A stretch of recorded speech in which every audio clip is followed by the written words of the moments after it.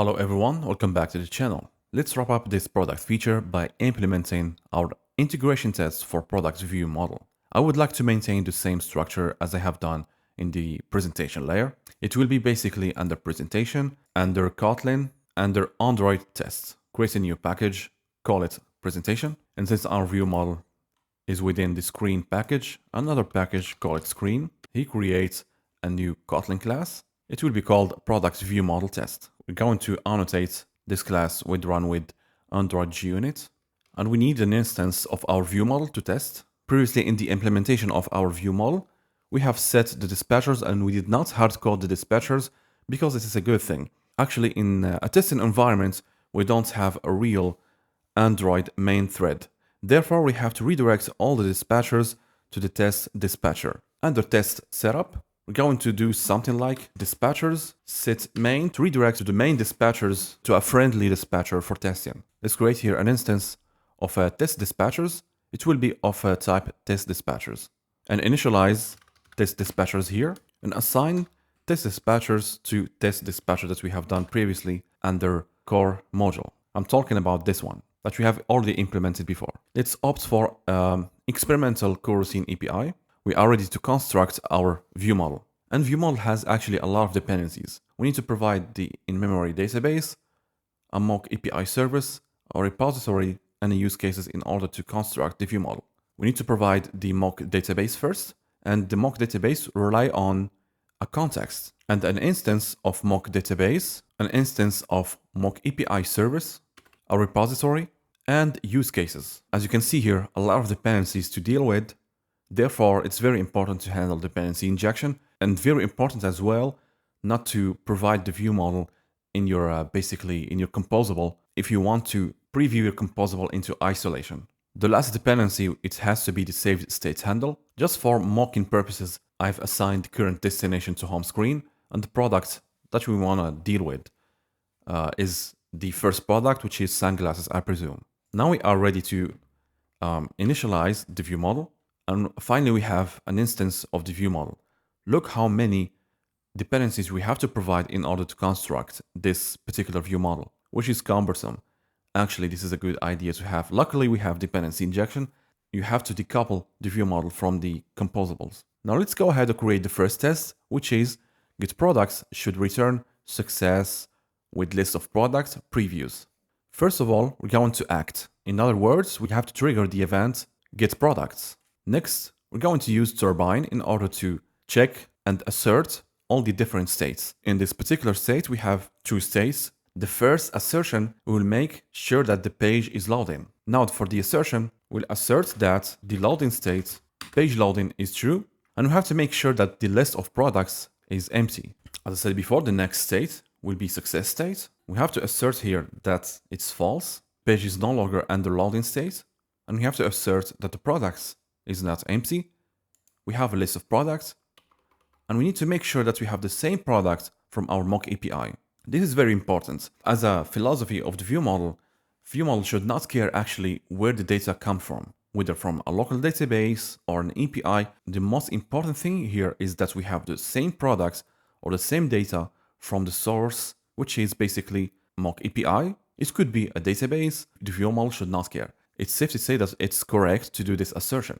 Assert equal, success states and products. It should be equal to the mock data, products pagination response, data. Gonna map it to products preview. Underneath, we're going to cancel and ignore remaining events. That's all we have for the first test. Let's go ahead and run the test.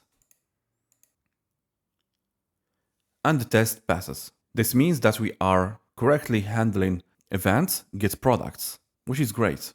Now for the second test, we need to assert or to make sure that function or the event load product should return the correct product detail.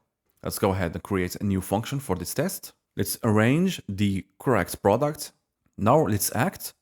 In other words, we're going to trigger the event load product and make our assertions as we normally would. The first state is the loading state. For the loading state, we need to make sure that the product or the page is loading. I need to make sure, this is not good actually, from the suggestion, I'm going to replace it with assert null.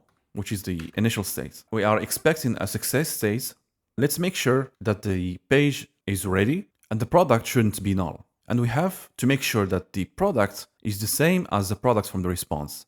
And we have to cancel and ignore remaining events. That's pretty much it for this test. Let's run the test. And the test passed. Very good. Let's test the suggestions or the event search suggestions. We need to make sure that search suggestions should give the suggested products. Underneath, create a new function for this test. Let's arrange the search query to, for example, the first letter that a user will type. Let's observe the states or different states. This test is a little bit tricky. First of all, we have an initial state. We need to make sure that the search query is empty. Therefore, I'm going to create here a new initial state, await item.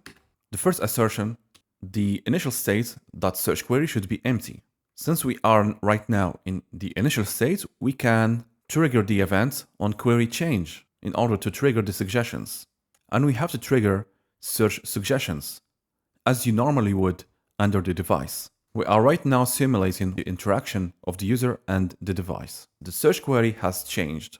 In other words, it changed from empty string to a query that has s as a value. Let's call this state query changed state. Let's make sure that the search query and the query changed state has the same value. There is another state that has been added to the list of states, which is the loading state. Since we change the state from empty string to a value that has search query to s, we're going to trigger the function as we have done here. We have triggered the function search suggestions.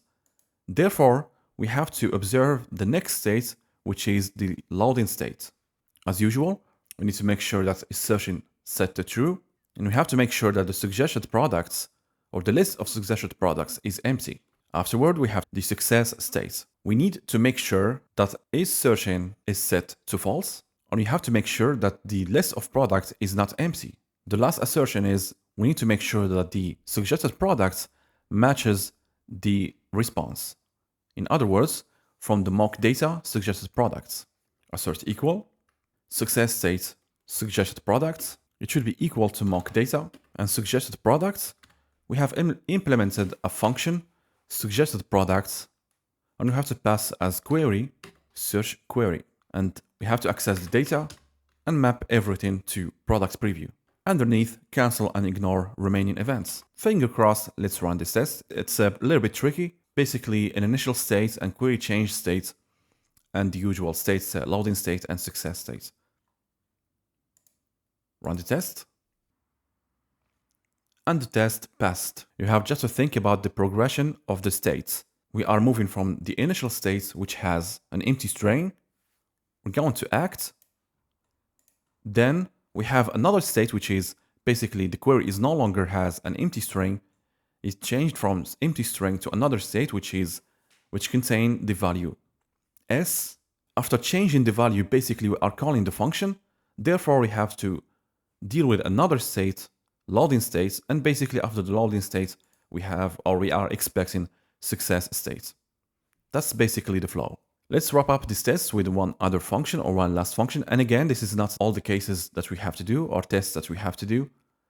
Just for simplicity purposes, I opted for 4 tests. Underneath, create a new function. Search products should give non-empty products matching the search query. As usual, let's arrange and let's observe the different states. Pretty much with the same manner as the previous one, we have an initial state.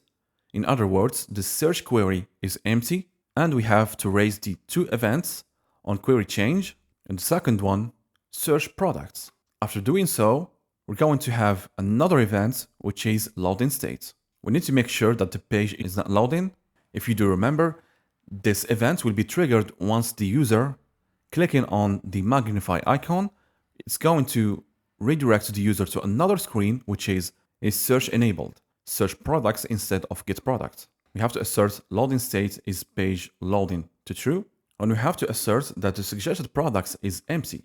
We are expecting a success state as usual. We need to make sure that now the page is ready, and the suggested products equal the mock or the response from the mock API. And we have to cancel and ignore remaining events. That's all we have for this test. Let's go ahead and run the test. And the test passed. To make sure that our tests are independent from each other, let's go ahead and run all the specs. That's great. And that's gonna wrap up our product feature. For the next video, we're going to implement, as usual, a new feature, which is authentication feature. We're going to do 2 modules. The first one, domain and data, an integration test for the repository, and the last module, which is the presentation layer, and another test or integration test for the view model. I hope you have learned something new. See you in the next one, and happy coding.